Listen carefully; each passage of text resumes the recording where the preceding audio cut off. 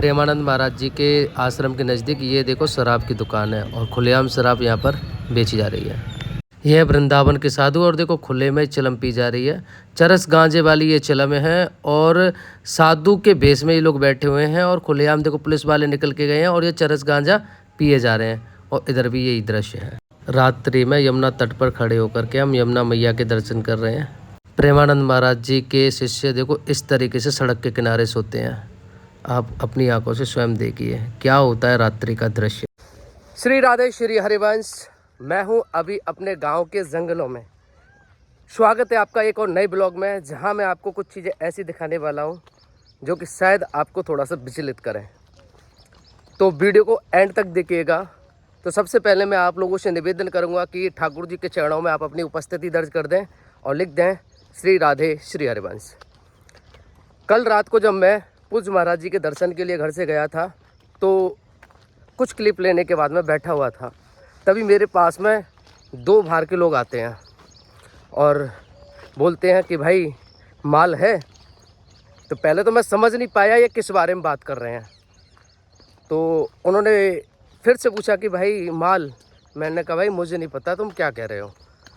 तो फिर मेरे पास में एक और भाई था अपना, तो उसने पूछा कि भाई हमें नहीं पता, हम माल वाल नहीं पीते। जब वो चले गए तो मैंने उससे पूछा कि किस माल की बात कर रहे थे। तो उसने बताया कि भाई ये माल का मतलब है चरस गांजा।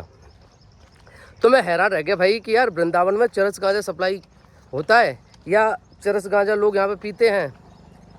तो फिर मैंने आसपास जानकारी की तो मुझे पता चला कि भाई यहाँ पर कुछ लोग बड़ी संख्या में इस सब चीज़ों का इस्तेमाल कर रहे हैं। हालांकि खुले रूप में कहीं भी इसे बिकता हुआ तो मैंने नहीं देखा, लेकिन हो सकता है कि जो लोग इसे यूज़ करते हों उन्हें पता हो कि ये चीज़ कहाँ से मिलती है। तो कहने का मतलब है कि एक धार्मिक नगरी में ये सारी चीज़ें हो कैसे रही हैं हमारी समझ से परे है। लेकिन हो सकता है चलो ये ब्लैक में है। फिर मैं शाम को मुझे लगा कि फिर और चीज़ें मुझे देखनी चाहिए। एक दो भाई की कमेंट भी आई थी कि जो वृंदावन में जो भी लिक्विड वहाँ पर बिक रहा है, सप्लाई हो रहा है, उस पर थोड़ा सा आप फोकस करिए। तो मैं आपको रात की कुछ क्लिप दिखा रहा हूँ और वो क्लिप है बिल्कुल वृंदावन के नज़दीक की। वृंदावन के नज़दीक की नहीं कहेंगे, वृंदावन के अंदर की क्लिप, जहाँ पूज्य महाराज जी जहाँ से होकर के प्रतिदिन अपनी यात्रा करते हैं और उनका आश्रम श्री राधा केली कुंज वहाँ से करीब 800 मीटर की दूरी पर है। गरुड़ गोविंद मंदिर है, चार धाम हैं, वैष्णो देवी का मंदिर है और स्वयं जो देवी की नंदन ठाकुर हैं जो हमेशा सनातन धर्म की बात करते हैं, उनका भी आश्रम नज़दीक पड़ता है। मतलब बहुत सारे ऐसे क्षेत्र हैं जो कि धार्मिक हैं और वहाँ पर खुलेआम शराब बेची जा रही है और शराब बेची जा रही है, शराब पी जा रही है। मैं वीडियो दिखा रहा हूँ, आप देखो। ये जगह प्रेम मंदिर के बैक में है और इसे प्रेम मंदिर की पार्किंग कह सकते हैं, सुनरक का रोड कह सकते हैं।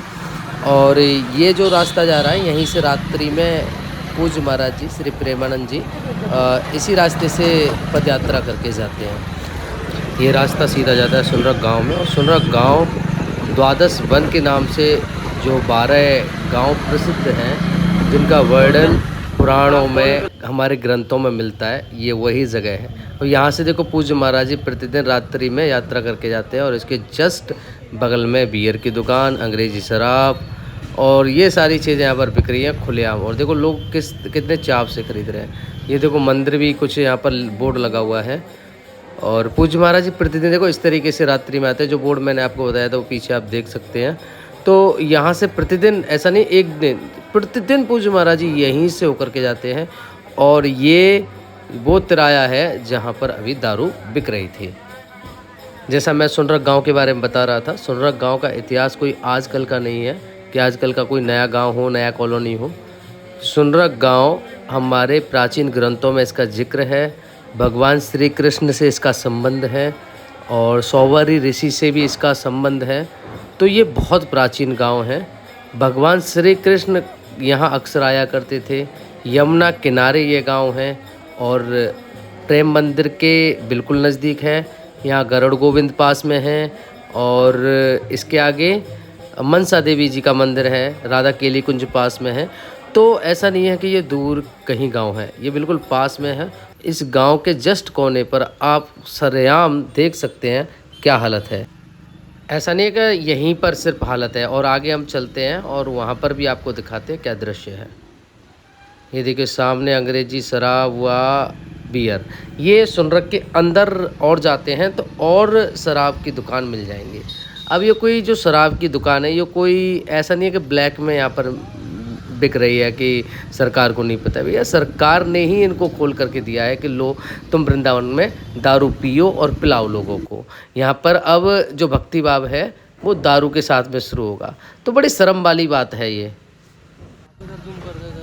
तो यहाँ पर शराब पी कर के लोग आए दिन एक तो लड़ाई झगड़ा करते हैं, छेड़खानी होती है। देखो यहाँ पर देखो कितने बड़े प्रेम से गंदगी में बैठ कर के लोग दारू पी रहे हैं। आप देखो कैसे बैठ कर के ये दारू पी रहे हैं, और ये कहीं अंत का दृश्य नहीं है, वृंदावन का दृश्य है। तो मैं बता रहा था कि दारू पी करके आप सभी जानते हैं क्या साइड इफ़ेक्ट होते हैं, क्या करते हैं शराब पी करके लोग बाग। तो मुझे बताने की वैसे आवश्यकता नहीं है, लेकिन एक धार्मिक नगरी में सब ये सारी चीज़ें हो रही होती है तो थोड़ा सा विचलित और दुख प्रदान होता है हमको, और हालत ज़्यादा ख़राब है। और ऐसा नहीं है इसी जगह पर, बहुत सारी जगह हैं। चंद्रोदय मंदिर के पास में जो चार धाम बना है उसके पास में भी यही दृश्य है, और भी कई सारी जगह ऐसे ही दारू बिक रही है वृंदावन में, और खुले में ठेका चल रहे हैं। हम वृंदावन के अंदर जब गए तो ये दृश्य देखने को मिला है, और लोग इसी तरीके से यहाँ पर नाचते हैं। ये पहला दृश्य नहीं है, ऐसे बहुत सारे दृश्य वृंदावन में आप अक्सर देख सकते हैं। जहाँ भी भक्तों को भजन कीर्तन मिलता है तो ऐसे ही भैया नाचने लग जाते हैं। और ये ऐसा नहीं है कि मानसिक तौर पर ये पागल है, भैया ये करते नशा, वो है कृष्ण भक्ति का नशा, और कृष्ण भक्ति का नशे में ऐसा ही हालत हो जाता है हर इंसान का। तो ये चीज़ें देखना भैया नॉर्मल सी है। ये राधा केली कुंज के पास का दृश्य है, और ये जो आप देख रहे हैं सड़क के किनारे पर संत इस तरीके से सोते हुए, ये प्रेमानंद महाराज जी के शिष्य हैं।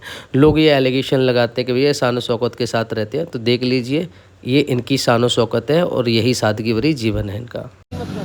प्रेमानंद महाराज जी के शिष्य हैं, परिक्रमा दे रहे हैं, और रात्रि में ये लोग ज़्यादातर परिक्रमा देते हैं वृंदावन की।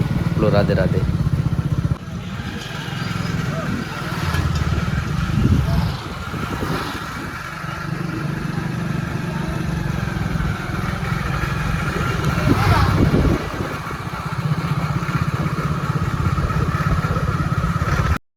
मैं इस ओर एक दृश्य दिखाने के लिए जा रहा हूँ। ये मदन मोहन जी का मंदिर है, लेकिन अगर मुझे वो दृश्य देखने को मिल गया और मैंने वो आपको दिखाया तो आपकी आंखें खुली रह जाएगी। ये देखो ब्रज के संत ऐसी सड़कों के किनारे पे सो जाते हैं, ये हालत होती है, ना मच्छर ना कुछ भी, सब यही ज़िंदगी है। ये दे रहे हैं कपल, मतलब इसे बोलते हैं जुगल जोड़ी की परिक्रमा, मतलब इसमें जोड़ी बना करके पति पत्नी परिक्रमा देते हैं। हम जो दृश्य देखने आए थे वो दृश्य तो हमें नहीं दिखाए, लेकिन अब हम कर रहे हैं यमुना मैया के दर्शन। तो आप सभी यहाँ पर आकर के यमुना मैया के दर्शन कीजिए और बोलिए राधे राधे। आपने अब वीडियो देख ही ली होगी, तो ये सारी चीज़ें आ कहाँ से रही, ये तो ब्लैक में नहीं है भाई। शराब का अगर कोई भी ठेका है तो उसे शराब के ठेके को जो सरकार है वो आवंटित करती है।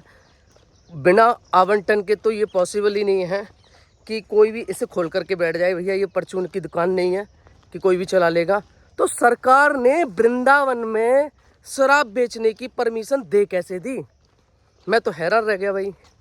हालांकि कुछ जानकारी से पता चला कि बहुत समय पहले ब्रजवासियों ने यहाँ पर थोड़ा विरोध भी किया था, लेकिन शराब पीने वालों की तादाद इतनी हो चुकी है कि विरोध करने वाले ऑटोमेटिक दब जाते हैं। तो हम लोगों का तो कर्तव्य बनता है आवाज़ उठाने का, ताकि सरकार इस चीज़ पर कोई एक्शन ले। हो सकता है इस वीडियो को कुछ ऐसे लोग भी देख रहे हों जो इससे रिलेटेड कोई एक्शन लेने में हेल्प कर सकें, या फिर कोई कार्रवाई करने के लिए कहीं अप्रोच लगा सकें। लेकिन सवाल ये उठता है कि वृंदावन जैसी पावन नगरी में, जहाँ ठाकुर जी की क्रीड़ा स्थली कहा जाता है, जहाँ ठाकुर जी बचपन में खेले थे, जैसा भी मैं इस जंगल में हूँ, और ये जंगल भी ठाकुर जी के लिए जाना जाता है। ये मेरे गांव का जंगल है। भगवान श्री कृष्ण यहाँ पर गाय चराने आया करते थे। तो लगभग इतना डेवलपमेंट हो चुका है वृंदावन में कि हर जगह से जो बंद थे वो ख़त्म कर दिए। अब वहाँ पर बड़ी बड़ी बिल्डिंग हैं, रेस्टोरेंट हैं, होटल्स हैं, बहुत सारी चीज़ें हैं। लेकिन अभी भी कुछ ऐसी जगह हैं जहाँ अब जंगल बचे हुए हैं, वन बचे हुए हैं।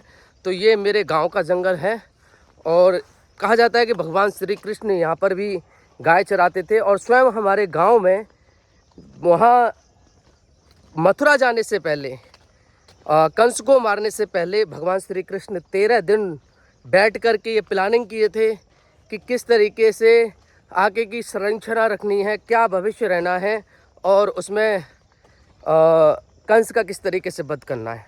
बहुत सारी चीज़ें थी। तो ये वही जंगल है और अभी मैं आपको यहाँ से इस जंगल से बिल्कुल सट करके एक और कुछ चीज़ें दिखाना चाहता हूँ। शराब का ठेका है और वहाँ शाम होते ही ऐसा मेला सा लगता है कि जैसे कोई यहाँ पर शादी है, फंक्शन है, कोई बहुत बड़ा प्रोग्राम है और लड़ाइयाँ भी होती हैं और कभी कभी स्त्रियों के साथ में छेड़खानी भी हो जाती है। बहुत सारी चीज़ें वहाँ पर होती हैं। और ये जो ठेका है जन्मभूमि से पहले और बिरला मंदिर नाम की जगह है जहाँ पर एक स्तंभ है जिस पर पूरी गीता की गीता बनी हुई है। उस जगह पर ये सारी चीज़ें मैं आपको चीज़ें दिखाता हूँ, उन्हें देखिएगा।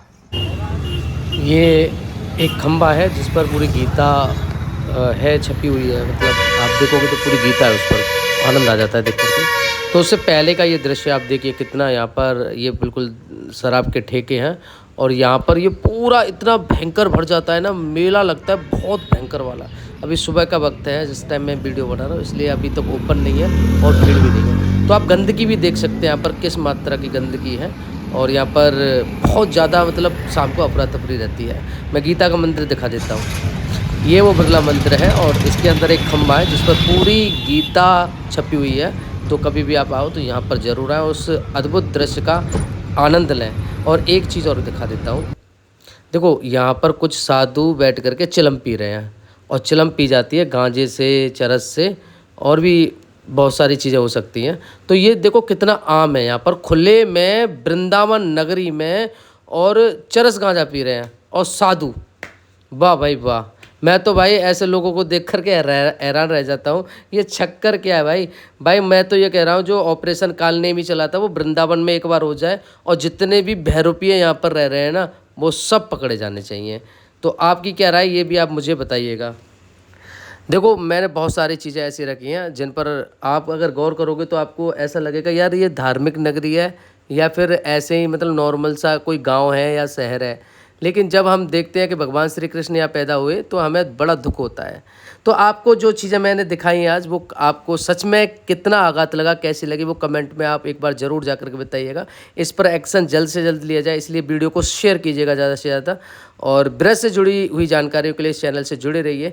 कल हम फिर मिलेंगे एक नई वीडियो के साथ में, एक नए दर्शन के साथ में, एक नए मुद्दे के साथ में। तब तक के लिए आप अपना ख्याल रखिए, राधा नाम जपते रहिए। जय श्री राधे, जय श्री हरिवंश।